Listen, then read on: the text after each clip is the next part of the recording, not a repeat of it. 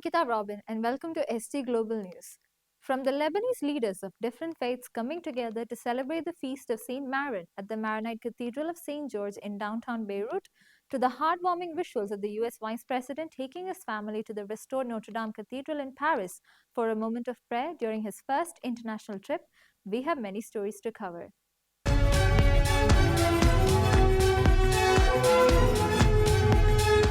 The political leaders of Lebanon, the Maronite president, Sunni prime minister, and Shiite speaker attended the Holy Mass at the Maronite Cathedral of St. George in downtown Beirut to celebrate the feast of Saint Maron. Saint Maron, a 4th century monk and ascetic whose spirituality laid the foundations of the Maronite Church, is a unifying figure in this multi-confessional nation.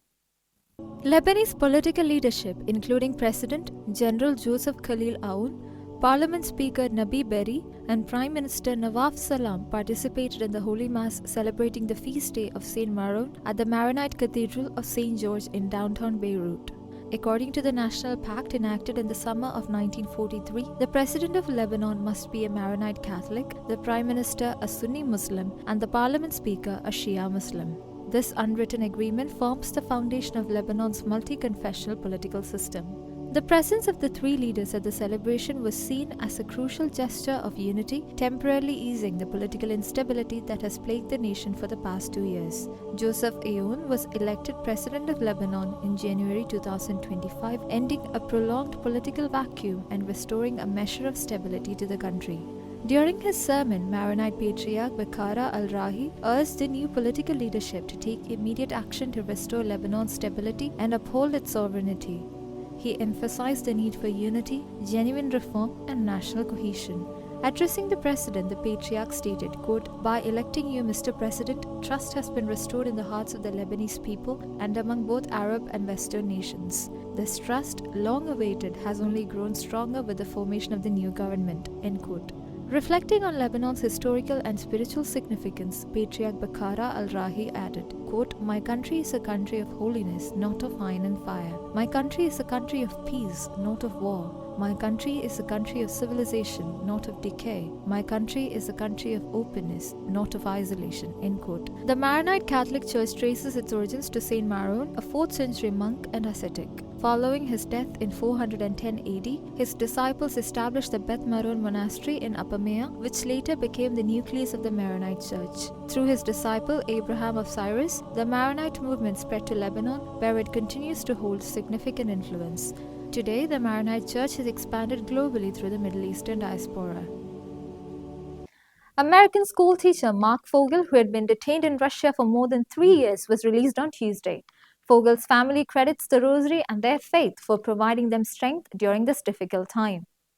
Mark Fogel, an American schoolteacher, has returned to the US after being detained in Russia for more than 3 years. His family shared that the devotion to the Holy Rosary helped sustain them throughout this difficult time. His mother, Malphine Fogel, who fought relentlessly for his release, even filing a lawsuit against the US government, revealed that Fogel had access to a chapel during his detention, which he visited daily. Fogel's 95-year-old mother said they coordinated their prayer times along with their family members so they could all pray together. National Security Advisor Mike Waltz announced Fogel's release on Tuesday, stating that President Donald Trump, Special Envoy Steve Witkoff, and the president's advisors had negotiated a prisoner exchange to secure his return. Fogel was detained at Moscow's Sheremetyevo International Airport after attempting to enter the country with 0.6 ounces of marijuana in his bag, which he had been using to treat his chronic back pain. He had been traveling back to Moscow from the US for his teaching job at the Anglo-American School of Moscow. Russian prosecutors charged him with drug possession and accused him of intending to sell the substance to his students. He was sentenced to 14 years in prison. The UK's Court of Appeal reversed the ruling that upheld the sacking of a Christian teacher after she expressed concerns about the inclusion of LGBTQIA-related topics in the school syllabus. The ordeal of 38-year-old Christy Briggs began when she was dismissed by the school board for damaging the school's reputation following an investigation by her superiors. After Sunday's overturn of the dismissal order, Christy expressed her desire for a safe and secure workplace for Christians. In a resounding victory for Britain's freedom of expression and religious liberty, the country's highest appellate authority, the Court of Appeal, has reversed a ruling that upheld the dismissal of a Christian school authority after she expressed her objection to the inclusion of sex education in the British curriculum. In 2019, Fanner High School's management fired Kristen Biggs over an online petition she had signed condemning the British Department of Education's decision to include an LGBTQ inclusive curriculum in A-level exams. After an anonymous complaint was made to the school board, Biggs was placed on administrative leave and was eventually sacked after an inquiry committee determined that her action had damaged the school's reputation. Since then, she has been embroiled in a lengthy legal battle, which came to a successful conclusion when the Court of Appeal reversed the dismissal on Thursday. The judgment handed down by the court stated that her dismissal was unquestionably a disproportionate response and that the language used in the petition did not exceed the threshold of objectionability. Commenting on her victory, Biggs expressed gratitude for the judicial statement and stated that the ruling would set a new precedent for a safe and secure workplace for Christians. Two Christians, Nawad Goltepe and Joseph Shabazian, who were pardoned and released from Iran's notorious Evin prison in 2022 and 2023 respectively, were rearrested on February 6th. The reasons for their rearrest remain unclear.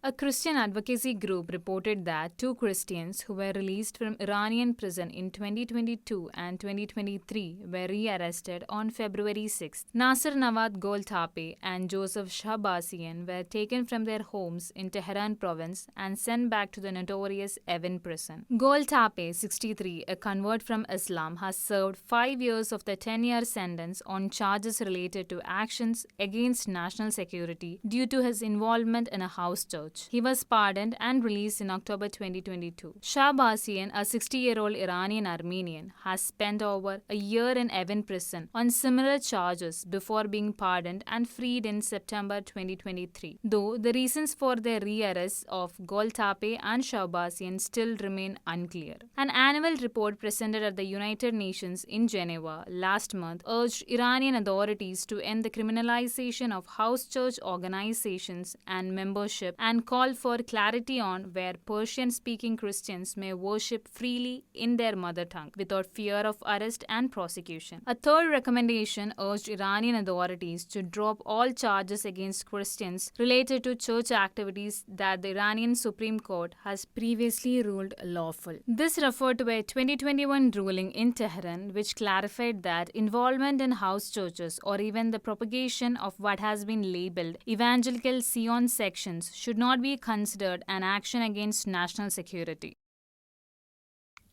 Myanmar has witnessed yet another act of violence against Christians. The Sacred Heart of Jesus Church was reduced to rubble after being bombed by the military regime just days after Pope Francis recognized it as a cathedral.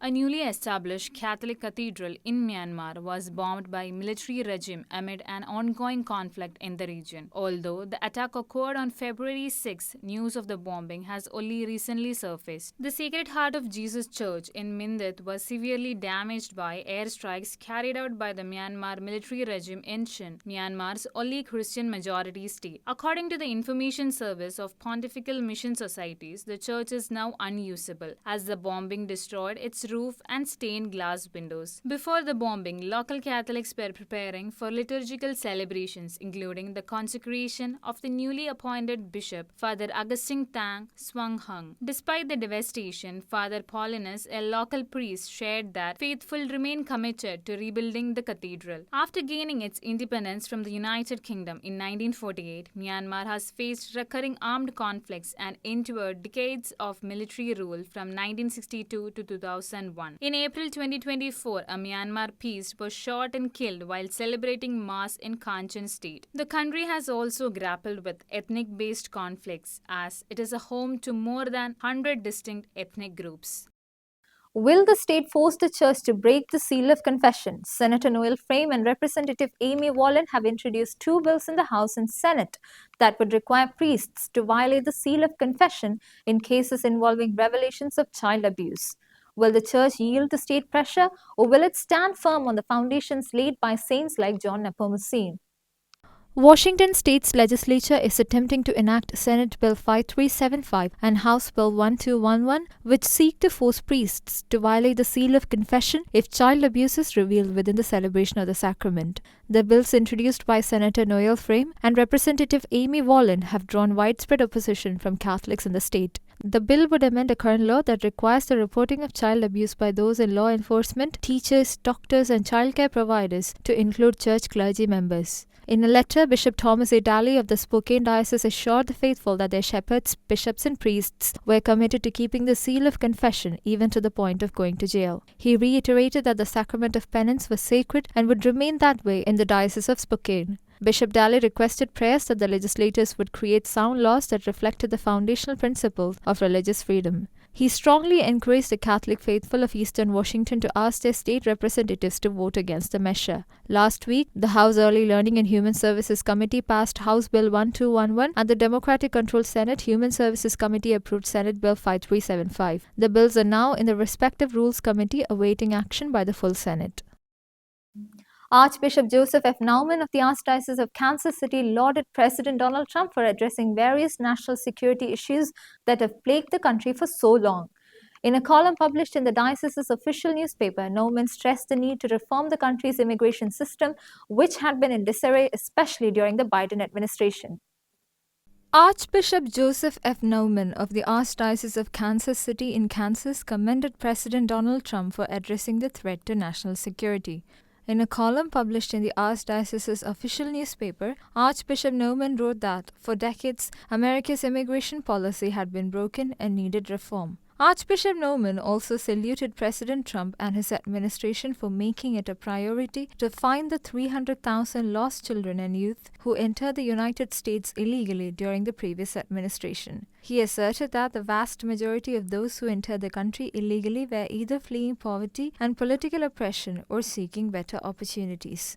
The Archbishop said that it was the Church's moral responsibility to advocate for the recognition of the dignity of every immigrant, and she had the obligation to care regardless of their citizenship status. Archbishop Naumann stated that the long-term solution to the immigration issue included having a secure border and creating a pathway for immigrants to obtain legal status or work permits. The Archbishop warned that, quote, without immigrants, our population decline would be even more severe, end quote.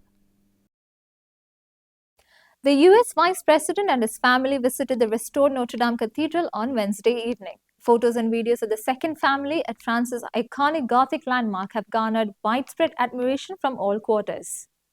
U.S. Vice President J.D. Vance and his family visited Notre Dame Cathedral on Wednesday evening during his first international trip as Vice President. Vance arrived in France to attend an AI summit and will continue his tour in Germany, where he is scheduled to attend the Munich Security Conference. Photographs and videos of the second family arriving in France have garnered public attention. His 3 children, Evan, Vivek, and Mirabel, were seen disembarking from Air Force Two in pajamas. During his visit, the Vice President met with French President Emmanuel Macron for lunch at the Élysée Palace. The family also had a meeting with Indian Prime Minister Narendra Modi, who gifted the children handcrafted toys celebrating India's cultural heritage. J.D. Vance took his family to visit Notre Dame Cathedral, which was reopened in December 2024 after a devastating fire destroyed large parts of the Gothic landmark in 2019. After admiring the cathedral's majestic vaulted ceilings, the Vice President sat with his family in the front pew for a moment of prayer. Vance, who converted to Catholicism in 2019, was sworn in as Vice President of the United States on January 20th. Since taking office, he has brought a new emphasis to the role, highlighting Christian values, the importance of the nuclear family, and the dignity and value of human life. That's all for today. Until we meet again, God bless and thank you.